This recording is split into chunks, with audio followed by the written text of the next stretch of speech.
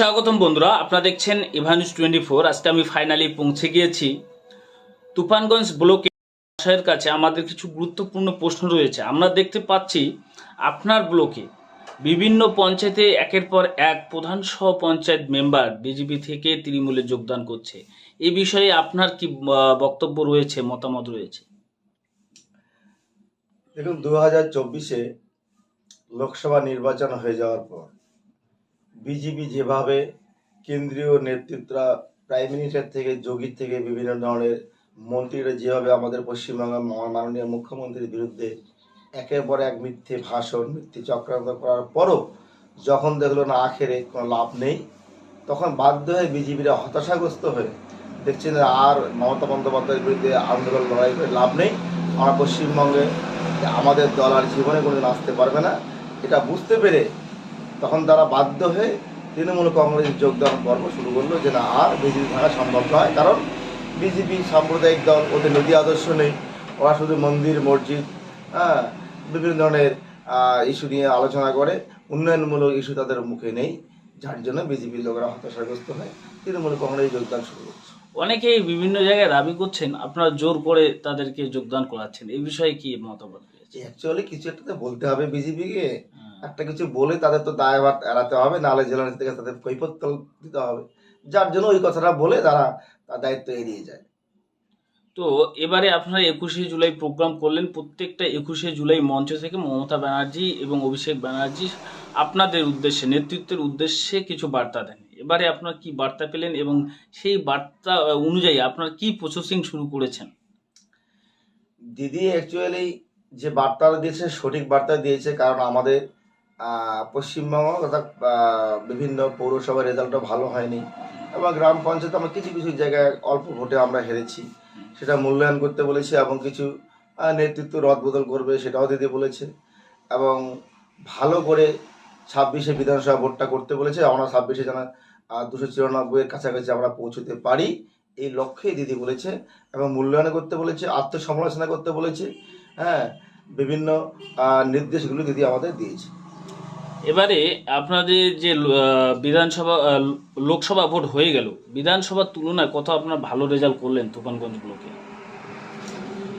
বিধানসভার তুলনায় আমাদের তুফানগঞ্জে আমরা যেমন এই ব্লকে আছি, আমি কিষাণ ক্ষেত মজুরের ব্লক সভাপতি এবং তৃণমূল কংগ্রেসের চেয়ারম্যান আন্দোলন টুকরে 2 নং অঞ্চল। সেদিক থেকে রিকভারিটা অনেকটা হয়েছে। আমরা 23,000 ভোটে ছিলাম পিছিয়ে, সেখানে আমরা মাত্র 1200 ভোটে আমরা পিছিয়ে আছি নাটাবাড়ি বিধানসভায়। আর 1A ব্লক তো আমরা পজিটিভ আছি, আমাদের অনেক ভোট রিকভারি হয়েছে। আমার অঞ্চলে আন্দোলন ফুলবাড়ি 2 নং গ্রাম পঞ্চায়েত প্রায় 2500 ভোটের কাছাকাছি আমরা পিছিয়েছিলাম, সেখানে 1500 প্লাস সামথিং আমার মাইনাসে আছি, কিছু ভোট হলেও রিকভারি হয়েছে। এবারে যে আগামী যে 26শে লোকসভা নির্বাচন রয়েছেন, তাতে কি মনে হচ্ছে কতটা আপনারা এগিয়ে যেতে পারেন? আমরা এগিয়ে যাব, এর মধ্যে কোনো সংশয় নেই, কারণ বিজেপি যারা আছে তারা মোটামুটি নিজেও বুঝতে পেরেছে যে আমাদের পায়ের তলা মাটি নেই, আর আমরা সক্রিয়ভাবে সবাই একসঙ্গে হাতে হাতে কাঁধে হাত মিলিয়ে আমরা বিধানসভা ভোটে যে কোনো মূল্যে যেভাবে হোক না কেন আমরা প্লাস পয়েন্ট করবো অঞ্চলে, এটা আমাদের বদ্ধপরিকর। ব্লকের কি বলবেন?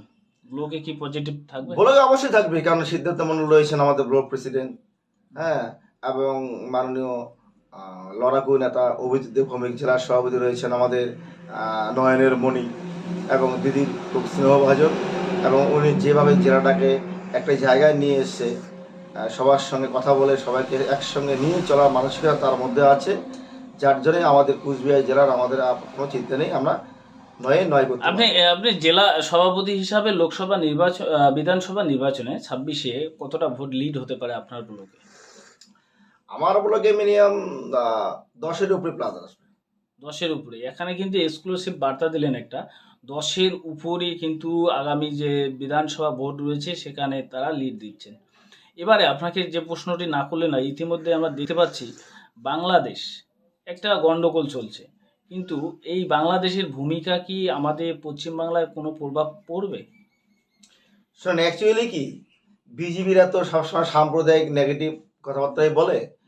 বাংলাদেশের শেখ হাসিনা হচ্ছে গণতান্ত্রিক আন্দোলনের নেতা, প্রধানমন্ত্রী, এবং সবাইকে নিয়ে চলার মানসিকতা তার কাছে আছে। ওখানে যারা সংখ্যালঘু সম্প্রদায়ের মানুষ রয়েছে তারা কিন্তু সকলে মিলে হাসিনাকে সাপোর্ট করে এবং সেই দলটাই তারা করে। এখানে যেমন আমরা ওয়েস্ট বেঙ্গল তথা ভারতবর্ষে আমরা যারা সংখ্যালঘু সম্প্রদায়ের মানুষ আছি, আমরা কিন্তু তৃণমূল কংগ্রেসটাকে সাপোর্ট করি। এই ক্ষেত্রে ধরা যাক যদি কোনো কারণে বিজেপিটা পশ্চিমবঙ্গে জিততো, তাহলে কিন্তু ঠিক সংখ্যালঘু উপরে সম্প্রদায়ের উপর আক্রমণটা আসতো, এখানে হিন্দু মুসলিম ব্যাপারটা আসতো না। ঠিক। কারণ যেহেতু বেশিরভাগ মানুষ আমার সংখ্যালঘুরা তৃণমূল কংগ্রেসকে সাপোর্ট করি এবং দলটা করি, হ্যাঁ, তাই সংখ্যালঘুদের উপরেই বেশি হামলাটা ওখানে হতো। একইভাবে 10% বাংলাদেশের সংখ্যালঘু সম্প্রদায়ের মানুষরা তারা কিন্তু হাসিনার দলটাই করতো এবং ওই দলটাকে সাপোর্টও করতো, নেতৃত্ব দিত সামনে থেকে। যেহেতু উনি পদত্যাগ করেছেন, সরকারের পতন হয়েছে, স্বাভাবিক কারণে ওই দিক থেকে ওই সমস্ত লোকের উপর আক্রমণ হচ্ছে। আর বিজেপি বলছে যে হিন্দুদের উপর আক্রমণ হচ্ছে, এটা সম্পূর্ণ ভুল।